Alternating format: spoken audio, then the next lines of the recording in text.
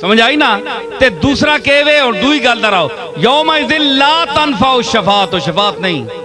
اگے الا حرف استثناء ہے، الا من اذن لہ الرحمن، مگر اس کو شفاعت کرنے کی اجازت ہوگی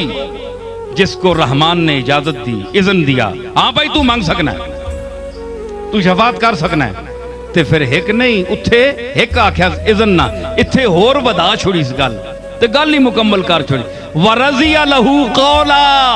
تے اللہ ماں جس نی گل پسند آئی اس نے اجازت دے سامان۔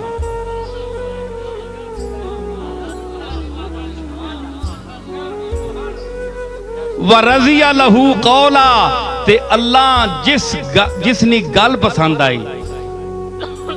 اس نے اجازت ہو سی۔ مطلب ہے کہ اتھے ثابت ہو گیا کہ اللہ نے سامنے کلام بھی ہو سی، کیوں کہ ورضی لہو قولا، تے قول اتھے ہو سی نا، گل دنیا تے کیتی ہوئے تے اللہ اتھے نے قیامت نہ منظر پہ بیان کرنا ہے، تے گل اگر دنیا نہیں مراد ہے تے قول نہ قیامت ذکر کرنے نے کہ مطلب ہویا؟ اذن اتھے دینا پیا تے قول اتھے نہ ہو سی؟ نہیں، قول بھی اتھے ہی ہو سی، مطلب ہے کہ رسول بات کرے گا وہاں۔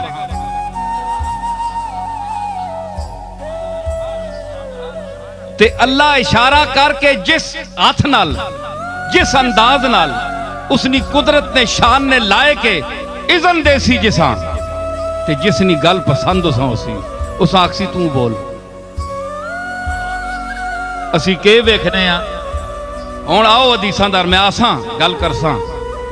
ہون آؤ حدیثاں دار میں ثابت کرنا بیان کہ حدیث میں آیا ہے کہ حضور کہ مصلی کی جگہ آپ کی سجدہ گاہ خالی ہوگی، تمام انبیاء صف بستہ کھڑے ہوں گے، کائنات سکتے میں ہوگی، لا تسمعوا الا ہمسا کا منظر ہوگا، وہاں لرزہ براندام ہو گئی انسانیت، وہاں سجدے کی ایک جگہ خالی ہوگی، ایک شخصیت تشریف لائے گی، وہ اپنی محبوب بے حقیقی کی بارگاہ میں سجدہ ریز ہوگی، تو وہ اتنا لمبا سجدہ کرے گی کہ آواز آئے گی ارفع راسک یا محمد، اے محمد اپنا سر اٹھا، سل توتا وشفا تشفا، مجھ سے مانگ میں دوں گا، مجھ سے شفاعت طلب کر میں تیری شفاعت مانگی ہوئی قبول کروں گا۔